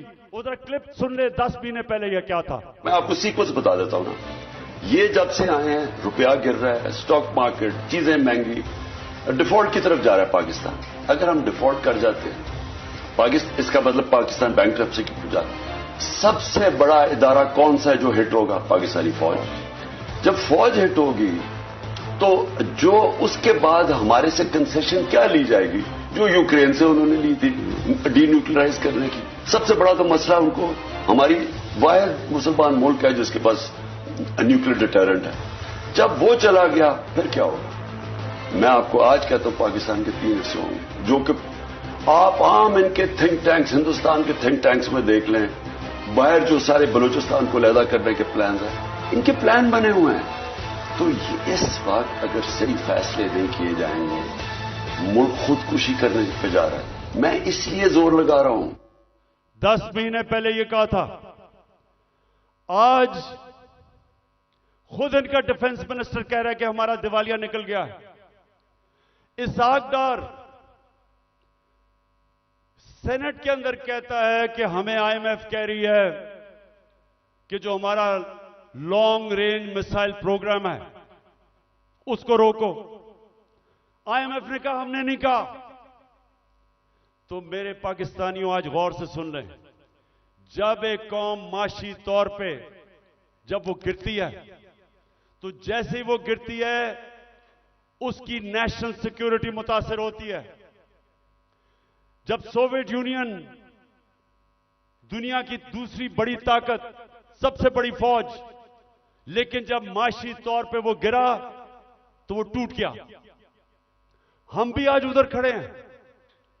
अगर हमने अभी, जो मैं ये अब अगली बात आपसे करना चाहता हूं कि अगर मैं अपनी एस्टैब्लिशमेंट इस सारे पाकिस्तानियों को बताना चाहता हूं कि अगर अभी हमने इस मुल्क को ना संभाला, ये सबके हाथ से निकल जाएगा। मैं आज अभी आपको अपना प्रोग्राम देने लगा हूं 10 पॉइंट का कि मैं आगे कैसे हमने मुल्क को निकालना है। तो मैं उससे पहले मैं आज पाकिस्तान की एस्टैब्लिशमेंट से सवाल पूछता हूं कि मुझे यह बताएं कि यह तो वाज़ेह है, आपने फैसला किया हुआ है कि इमरान खान के ऊपर लकीर डाली हुई है। हमने जी इमरान खान को जीतने नहीं देना, ये सारा ड्रामा, सब कुछ, इलेक्शन डिले, ये सारा जो मेरे घर के ऊपर वारदात, लोगों को पकड़ा जा रहा है, मकसद एक है कि इमरान खान को हमने इक्तदार में नहीं आने देना।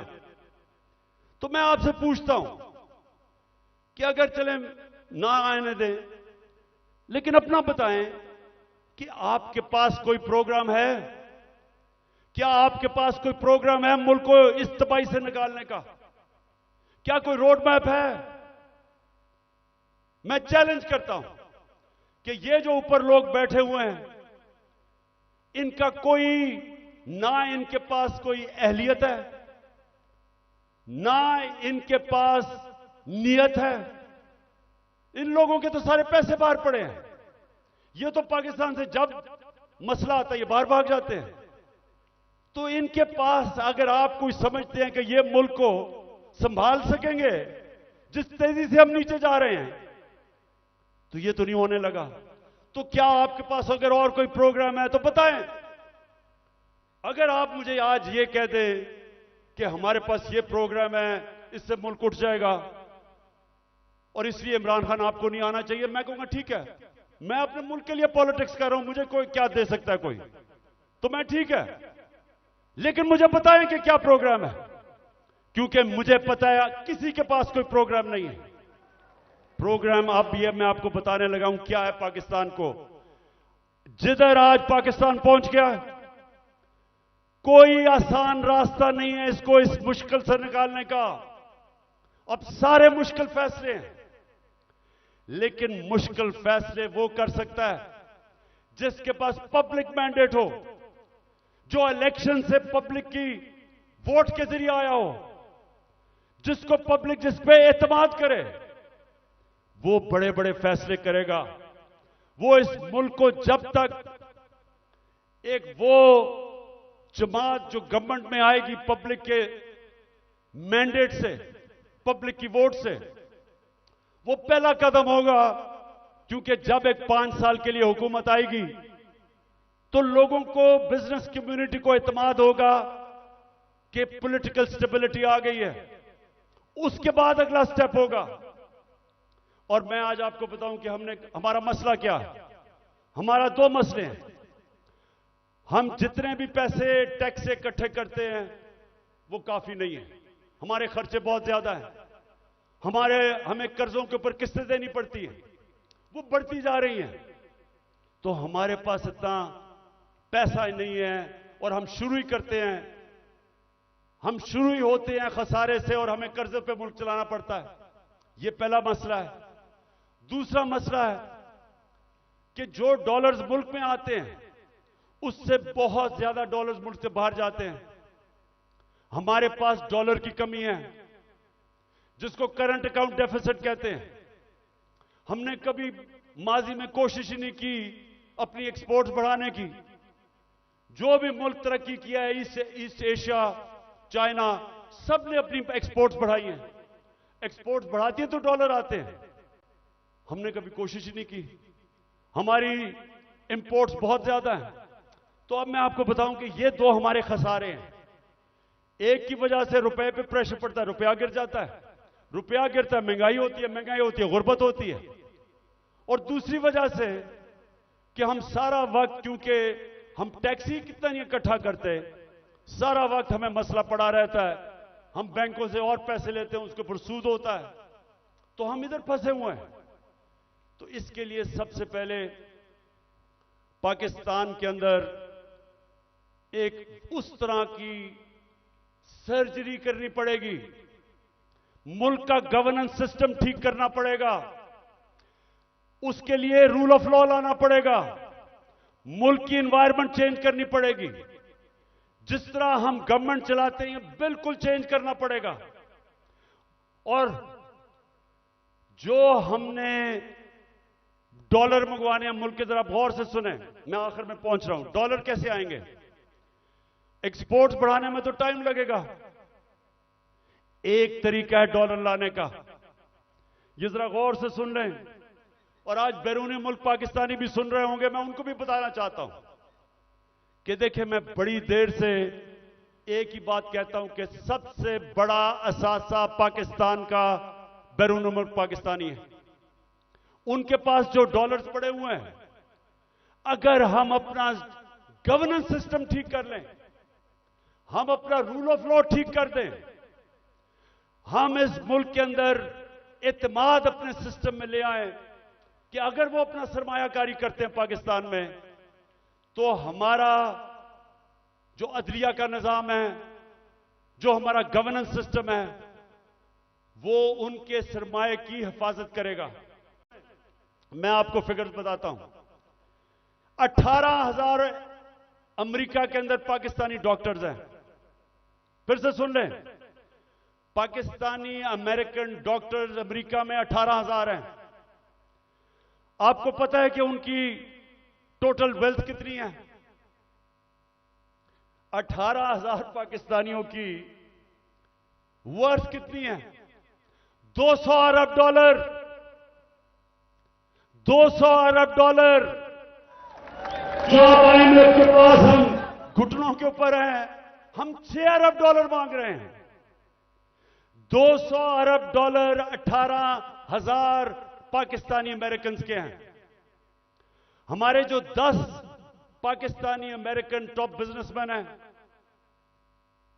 सिर्फ 10, आपको पता है उनके पास उनकी वर्थ क्या है? 25 अरब डॉलर।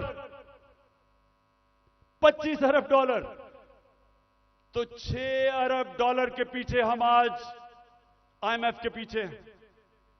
आपको पता है कि इस मुल्क से सिर्फ दुबई में, यह ब्लूमबर्ग की रिपोर्ट है कि इस मुल्क से सिर्फ दुबई में चंद सालों में पाकिस्तानियों ने कितनी प्रॉपर्टी ली है? 10.4 अरब डॉलर। यह ब्लूमबर्ग की रिपोर्ट है। तो पाकिस्तानी अमीर हैं, मुल्क गरीब है। और इसके लिए हमने वो सिस्टम बनाना है। जब तक वो माहौल नहीं बनेगा जिसको एनेबलिंग एनवायरनमेंट कहते हैं, हम इनका पैसा नहीं ला सकते। ये अभी तक सिर्फ प्रॉपर्टी में पैसा लेते हैं, प्लॉट्स लेते हैं, लेकिन जब तक वो सरमायाकारी पाकिस्तान में नहीं करेंगे, हम इसी तरह ही घुटनों के ऊपर रहेंगे। जिस वक्त हमने अपना सिस्टम ठीक कर लिया, उन्होंने सरमायाकारी शुरू कर दी पाकिस्तान में, आप यकीन करें कि वो उनको देखते हुए सारी दुनिया से सरमायाकारी आएगा। यहां जो चाइना कैसे ऊपर गया? चाइना ने सबसे पहले अपना सिस्टम ठीक किया, उसके बाद जो बैरूनी मुल्क चाइनीज थे वो वापस आए, उन्होंने सरमायाकारी की। जब उन्होंने की जब सरमायाकारी शुरू हुई तो वो इस तरह है कि जिस तरह शहद के ऊपर मक्खियां आती हैं, सारी दुनिया से सरमायाकार आ गया। 30 साल में चाइना किधर का किधर पहुंच गया, क्योंकि उधर लीडरशिप समझी कि जब तक हम अपने मुल्क का जो सरमायाकारी का माहौल है वो ठीक नहीं करेंगे तो सरमायाकारी नहीं आने लगी। तो पाकिस्तान में तो सरमायाकारी आती नहीं है, क्योंकि प्लॉट बेचारा ओवरसीज पाकिस्तानी लेता है, उसमें भी कब्जा हो जाता है। वो कौन फैक्ट्रियां लगाएगा यहां? तो ये मैं सबसे पहले कि हमने ओवरसीज का पाकिस्तानियों का पैसा लेना, एक प्लान बनाया हुआ है हमने, कैसे उनकी इन्वेस्टमेंट लेके आनी है। तो ये पूरा एक प्लान बनेगा कि कैसे गवर्नेंस सिस्टम ठीक करनी है। 3.5 साल में हमें पड़ी, शुरू में तो हमें समझ ही नहीं थे कि क्या हालात है।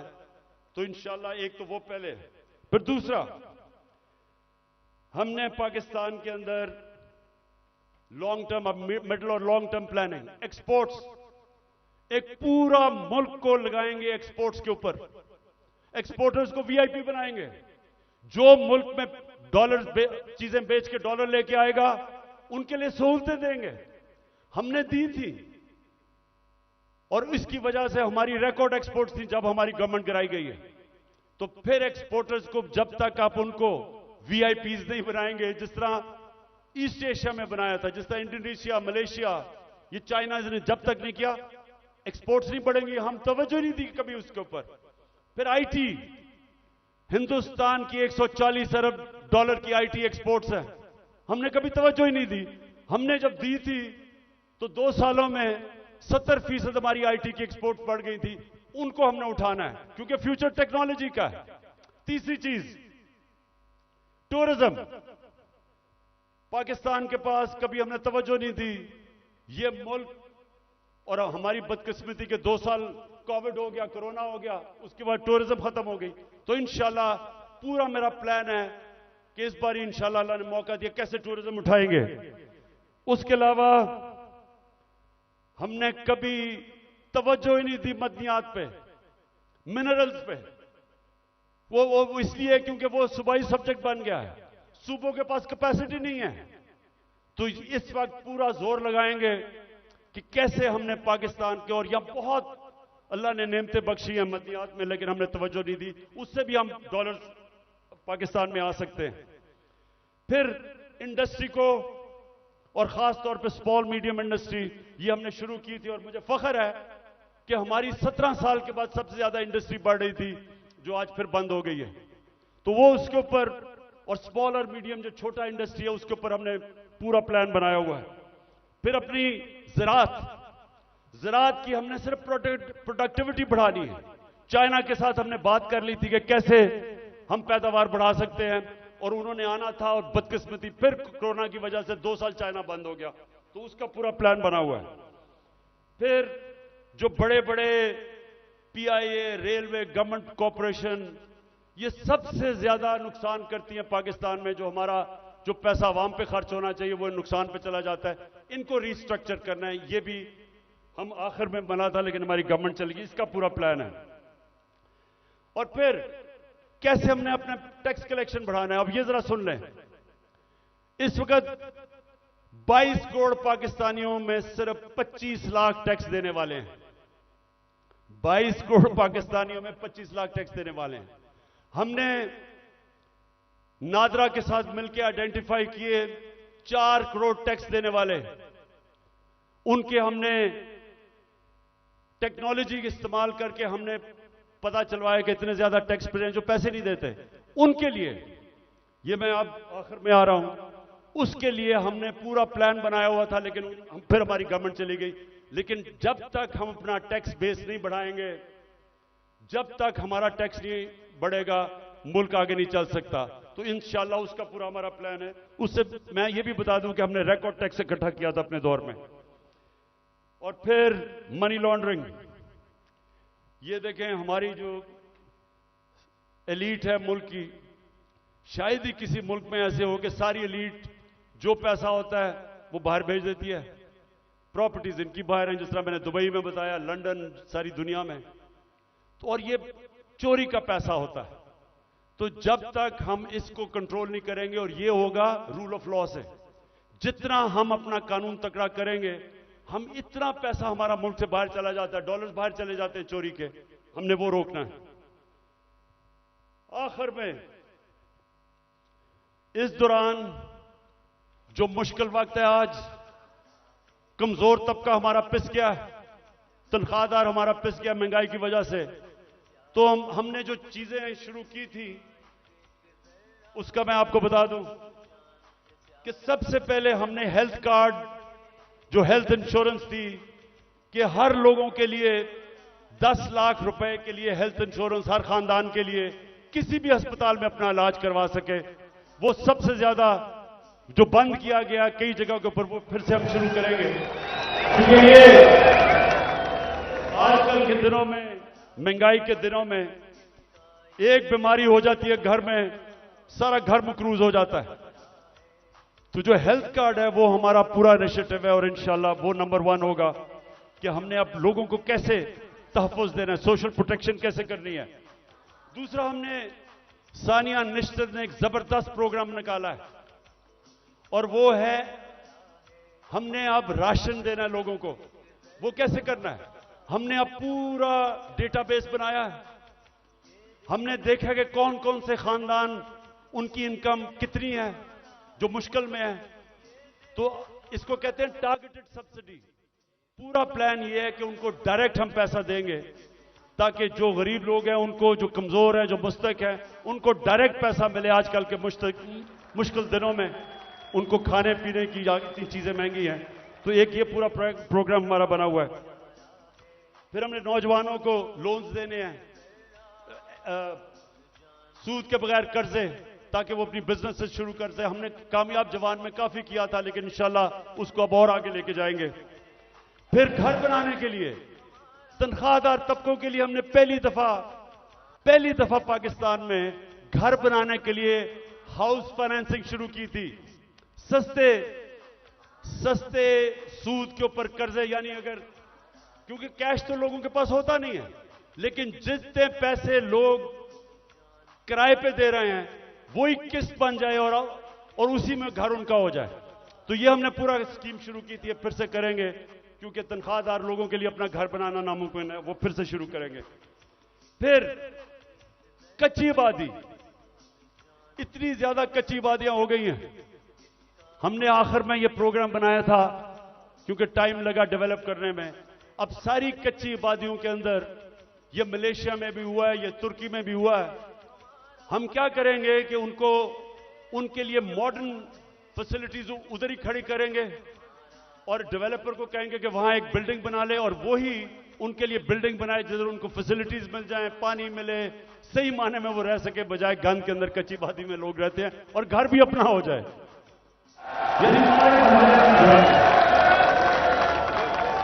ये मेरा बड़ा देर से प्रोग्राम था, इस्लामाबाद में हम शुरू करने लगे थे, लेकिन देर हो गई। बाजवा साहब को इमरान खान बड़ा खतरनाक लग रहा था, इसलिए उसने काम कर दिया। हमने कैसे लोगों को रोजगार देना है? अगर ये फैसला आपके पास, वो रेहड़ी वालों के लिए जो हमने किया था, वो जरा दिखा दें लोगों को। हमने फैसला किया कि देखें, हम रोजगार तो दे नहीं सकते लोगों को, तो हमने लोगों के लिए रेहड़ियां बनाई। इस्लामाबाद में एक्सपेरिमेंट शुरू किया कि उनको बजाय लोग तंग करें, कोई उनको कॉर्पोरेशन वाले लोग उठा दें, कोई पैसे ले ले, जो छाबड़ियां लगाते हैं, तो हमने उनके लिए जबरदस्त रेहड़ियां बनाई, उनको एक जगह दी ताकि वो अपनी रोजी कमा सके। G11 मरकज के पास जा रहे हैं, रेडी बांध यहाँ पर साफ प्रोग्राम के तहत।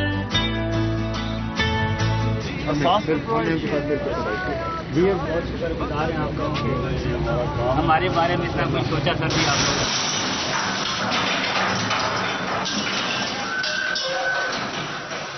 जुल्म कर रहे हैं गरीब बंदों के साथ, जुल्म। हमारी गवर्नमेंट गई, जैसे हमारी गवर्नमेंट गई, उनको हमने अच्छी बड़ी रेडिया बना के दी, वो बेचारे अपने रोजी कमाना शुरू हुए। ये इंपोर्टेड हुकूमत ने वो सारी रेडिया आपके सामने खत्म की।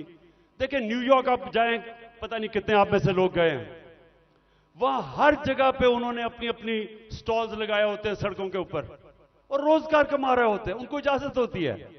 हम क्यों नहीं करते? वो बेचारे पॉश एरियाज के अंदर, इस्लामाबाद के ब्लू एरिया में नहीं जी, वो खास कोई लोगों का इलाका है जिधर बेचारा आम आदमी रोजी नहीं कमा सकता। तो इसके ऊपर भी इंशाल्लाह अब हमने प्लान बनाया हुआ कि सारे पाकिस्तान में आम लोगों को मौका दें, अपनी जगह बनाएं ताकि रोजी कमा सके, बच्चे पाल सके।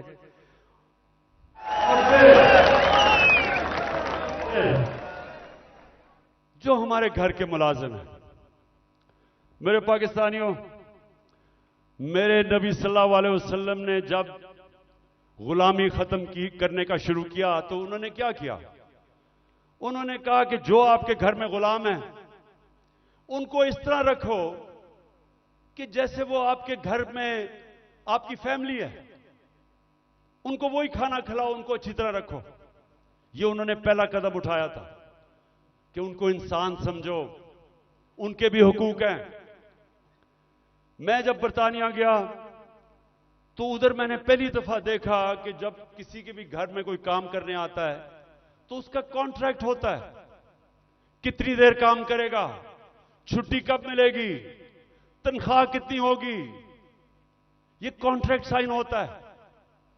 मुझे अफसोस से कहना पड़ता है कि हम अपने मुल्क में अपने मुलाजमों को ठीक नहीं रखते और ये हमारे दीन के खिलाफ है।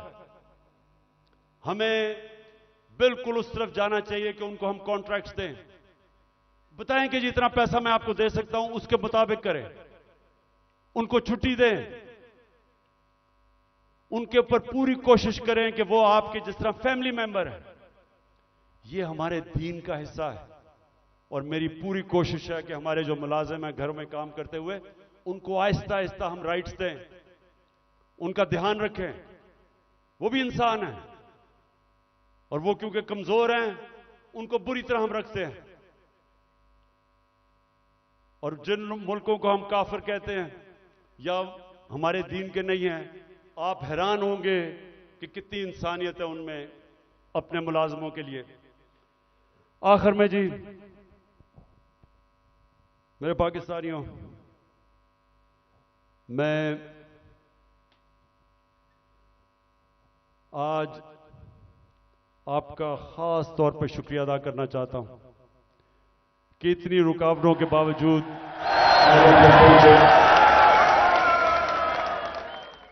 मैं आज फिर से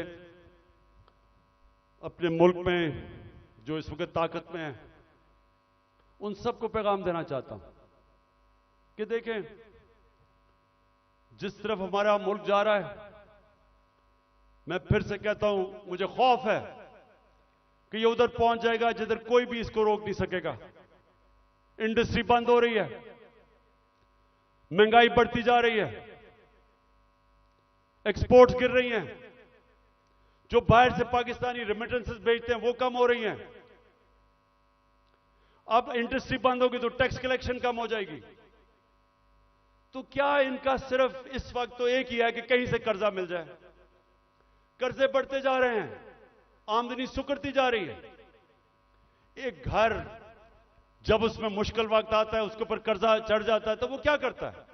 वो अपने खर्चे कम करता है, अपनी आमदनी बढ़ाने की कोशिश करता है। हमारी तो आमदनी सुकड़ती जा रही है। तो मैं आज सबको कहना चाहता हूं कि अगर आप मुझे यह बता दें कि इस दलदल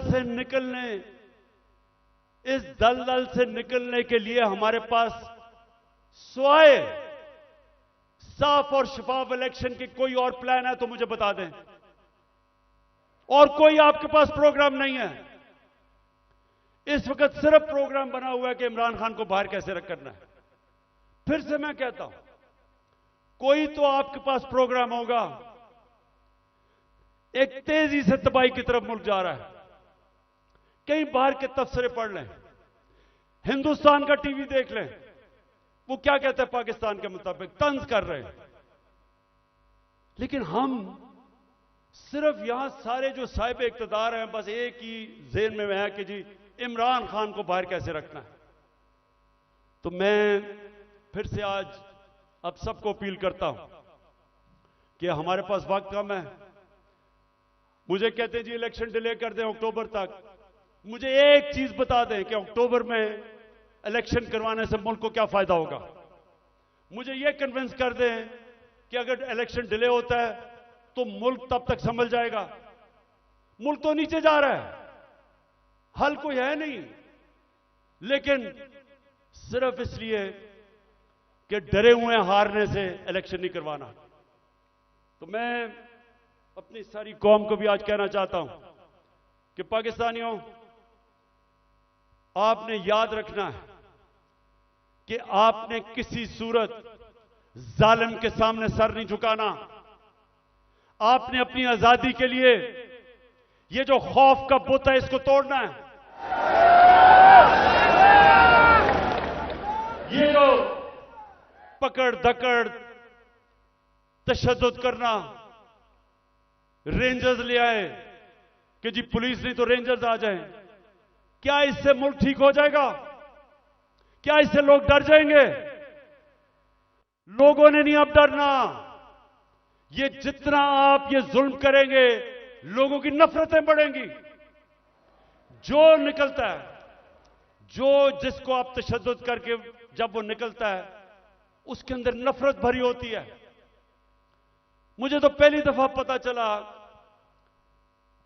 कि जब मुझे एक बलूचिस्तान में मिनिस्टर ने कहा, उसने कहा इमरान खान खुदा के वास्ते अपने लोगों को बताओ कि ये जो हमारे लोगों को पकड़ के तशद्दुद टॉर्चर करते हैं, वो जब वापस जाता है सारा का सारा गांव खिलाफ हो जाता है।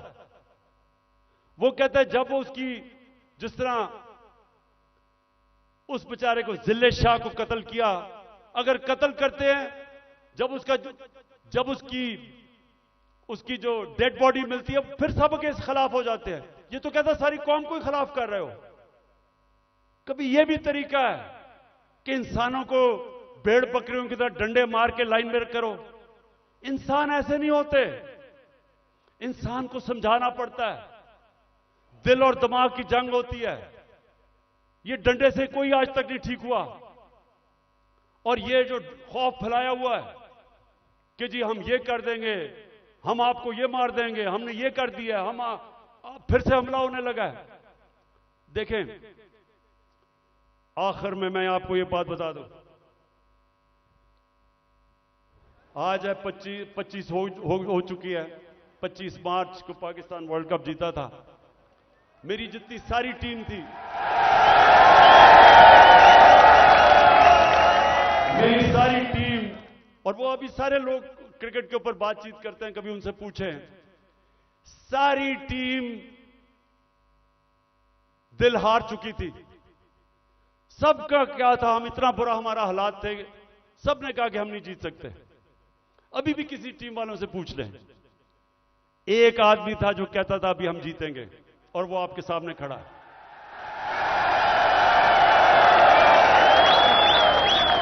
आखिरी गेंद तक लड़ने वाला कप्तान था मैं, और अभी भी आखिरी गेंद तक लड़ूंगा अपने मुल्क के लिए।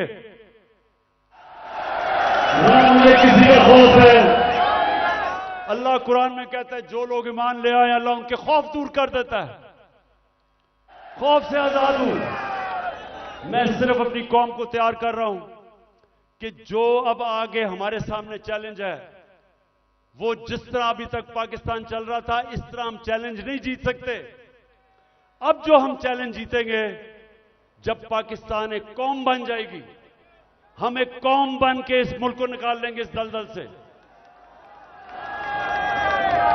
जर्मनी और जापान तबाह हो गए थे सेकेंड वर्ल्ड वॉर में, दूसरी जंग अजीम में तबाह थे दोनों मुल्क, क्योंकि वो कौम थी। दोनों 10-10 साल में खड़े होकर अजीम पावर्स बन गए। ये जो चैलेंज है ये हम सिर्फ एक कौम बन के जीत सकते हैं, और कौम बनेगी जिसकी बुनियाद रखी जाएगी इंसाफ के ऊपर, कानून की हुक्मरानी के ऊपर। और इसलिए आखिर में हम अपनी अदलिया को आज पैगाम देना चाहते हैं कि कौम आपके साथ खड़ी है और आपने आइन की हिफाजत करनी है, और इंशाअल्लाह हम इंशाअल्लाह इस मुल्क को एक अजीम कौम बनाएंगे। पाकिस्तान जिंदाबाद।